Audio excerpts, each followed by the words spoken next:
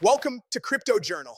If you value analysis on institutional crypto strategies that mainstream media won't tell you, hit like right now. And if you want exclusive insights on BlackRock's next moves that I can't share publicly, click Join. Select the Plan Club membership and get early intelligence on institutional positioning. Let's expose why XRP is BlackRock's inevitable next move. BlackRock's digital asset director Maxwell Stein is speaking at Ripple Swell 2025 in New York, right next to BlackRock's headquarters. At the same event yesterday, BlackRock CEO Larry Fink made explosive statements about tokenizing every financial asset and the rapid implementation of digital wallets globally. And in those statements, without naming XRP directly, Fink described precisely what XRPL does better than any other blockchain. Today, we're exposing why BlackRock's crypto expansion strategy must start with XRP based on mathematics, market positioning, and competitive pressure. Why their public denial of XRP ETF plans is strategic misdirection. And why XRP represents the most logical next move for the world's largest asset manager as they dominate the crypto ETF space. This is 20 minutes that will change how you see institutional crypto adoption. Let me start with what happened in the last 72 hours that changes everything. On November 1st, Larry Fink stated at the Future Investment Initiative in Riyadh that central banks globally are asking how quickly they could digitize their currencies and what this means for the US dollar and payment companies like MasterCard and Visa. Fink emphasized that while everyone focuses on AI, they're overlooking how fast tokenization is growing. Then on November 4th, Maxwell Stein from BlackRock appears at Ripple Swell to discuss how tokenized financial assets are reshaping capital markets. This isn't coincidence. BlackRock doesn't send executives to conferences randomly. They position strategically before major announcements.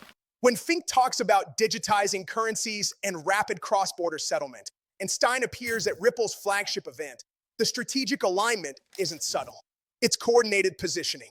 Here's what Versan Aljura, founder of Black Swan Capitalist, immediately recognized.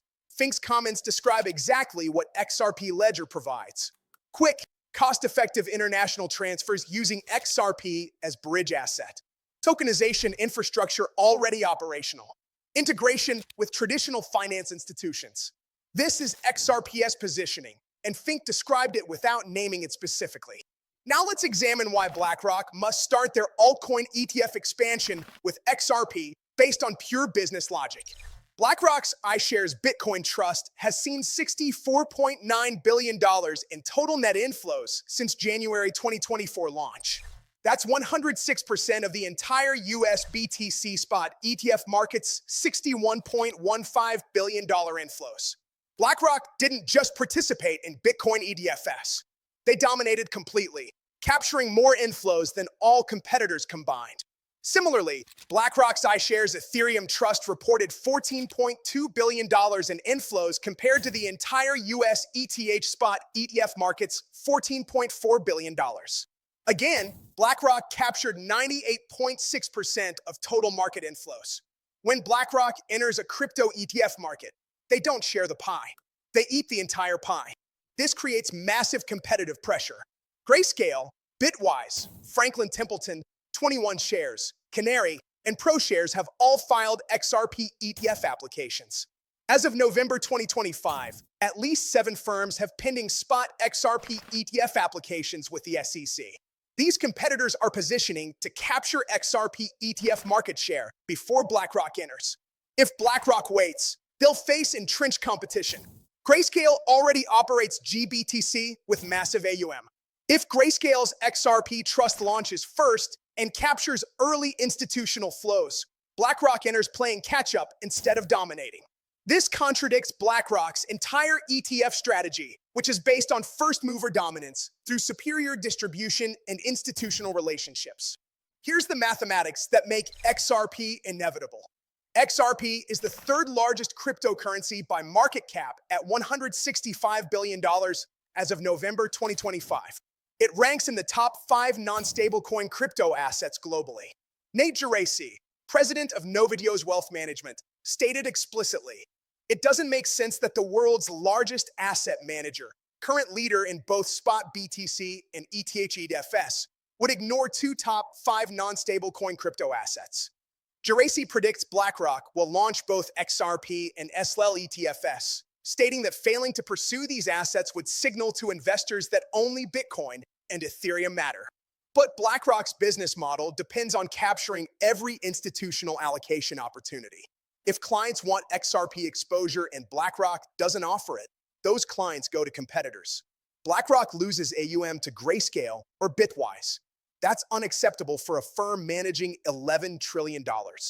Now let's address BlackRock's public denials, because understanding corporate communications reveals why they say no plans while positioning for inevitable launch.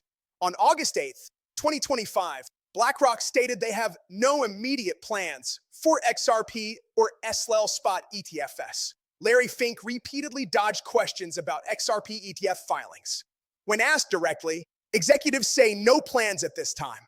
This is strategic corporate messaging. BlackRock never announces products before filing. When they launched iShares Bitcoin Trust, retail investors had zero advance notice. When they launched Ethereum Trust, same pattern. BlackRock files with SEC, then announces publicly after paperwork is submitted. Saying no plans publicly while preparing filings privately is standard practice.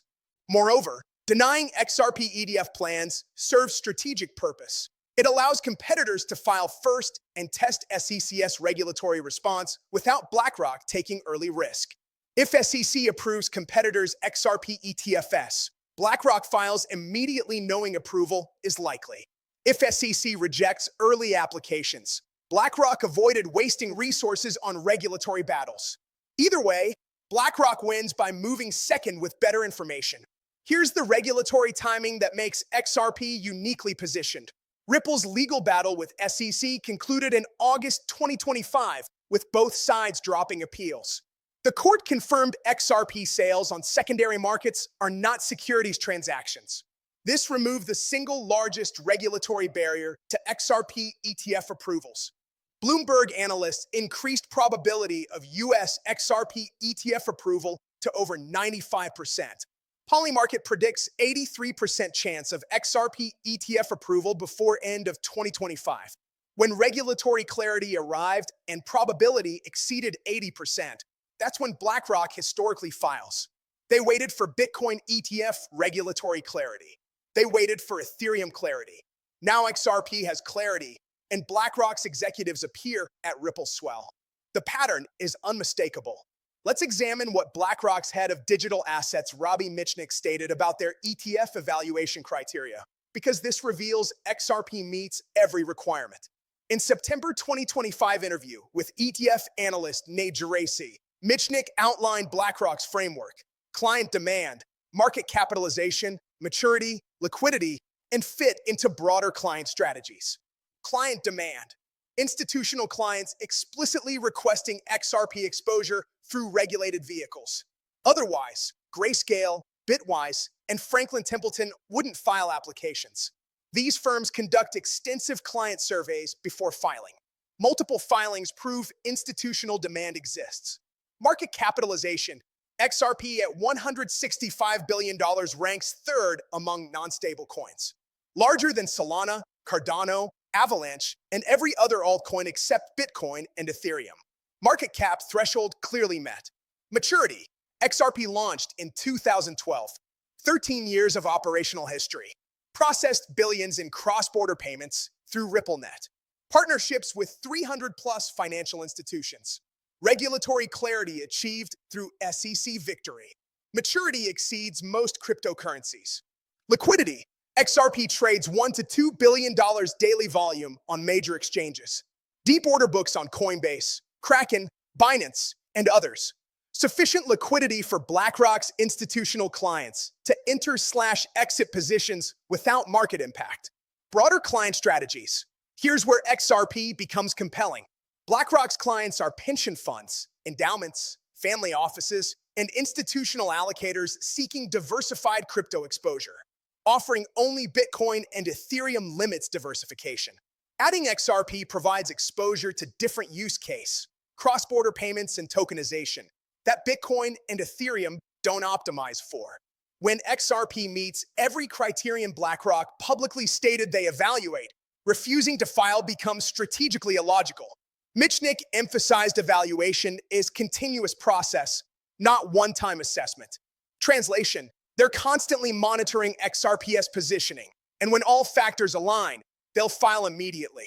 Here's the competitive pressure dimension that forces BlackRock's hand. Rex Osprey XRP ETF saw $37.5 million in trading volume on first day after approval. That proves institutional demand exists and is substantial. If BlackRock's competitors capture early institutional flows, those relationships become sticky. Institutions don't frequently switch ETF providers once positions are established. BlackRock's entire competitive advantage is being first to market with superior distribution. Their iShares brand, relationships with 13,000 financial advisors, and institutional sales force create dominance.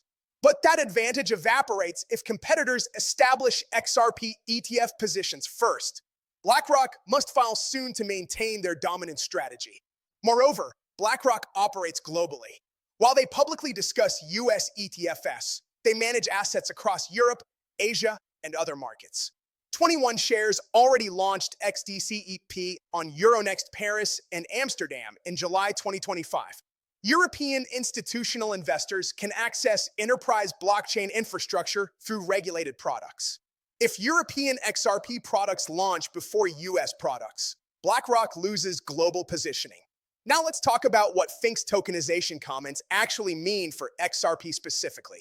Fink stated central banks are digitizing currencies, and this transformation requires rapid cross-border settlement mechanisms. He emphasized most nations are ill-prepared for this transition and need efficient infrastructure immediately. This describes XRP's exact positioning.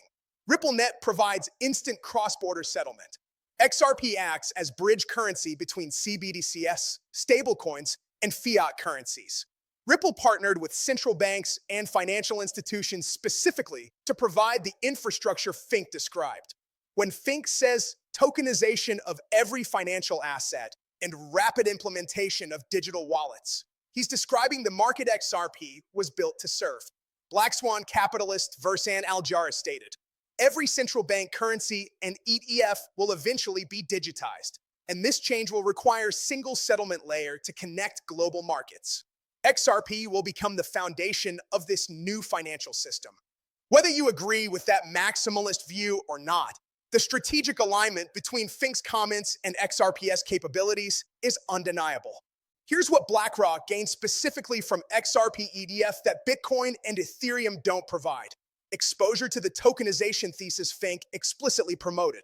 Bitcoin is digital gold, store of value. Ethereum is smart contract platform, DeFi infrastructure. XRP is bridge currency and tokenization infrastructure, connecting traditional finance with blockchain. These are different theses serving different client strategies. Institutional allocators want diversified crypto exposure, offering three different crypto theses: store of value, DeFi, and tokenization, provides complete crypto allocation strategy. BlackRock captures more AUM by offering complete solutions rather than limiting clients to Bitcoin and Ethereum only. Moreover, XRP's supply dynamics create compelling investment case.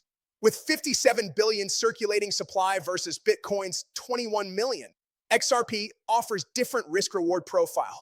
Institutional clients with risk tolerance for higher volatility and growth potential find XRP attractive specifically because it hasn't reached Bitcoin's maturity. BlackRock's clients include both conservative allocators wanting Bitcoin and aggressive allocators wanting higher growth assets like XRP. Let's examine the Ripple Swell 2025 context, because the speaker lineup reveals strategic coordination. Maxwell Stein from BlackRock joined speakers from White House, Fidelity, JP Morgan, BNY Mellon, NASDAQ, Bloomberg, and Citi. This isn't crypto conference. This is traditional finance integrating blockchain infrastructure. BlackRock doesn't send executives to events without strategic purpose. Stein's panel discusses how tokenized financial assets are reshaping capital markets. This directly aligns with Fink's tokenization comments. When BlackRock's CEO discusses tokenization publicly and BlackRock's digital asset director appears at Ripple's flagship event, to discuss the same topic. That's coordinated corporate messaging.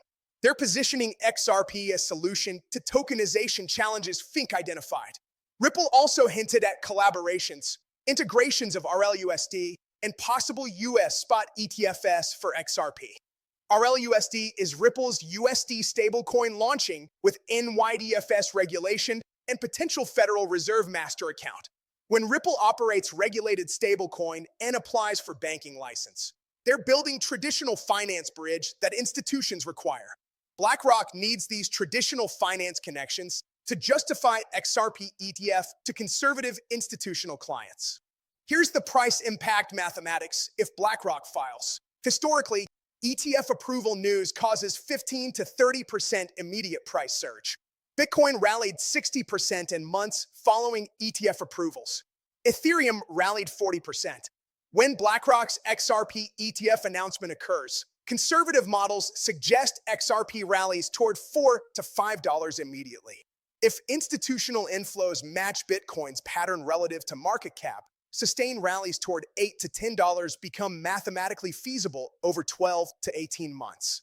Some analysts suggest XRP could reach $100 if it captures significant percentage of cross-border payment and tokenization markets. While that includes speculative premium, the utility case isn't absurd.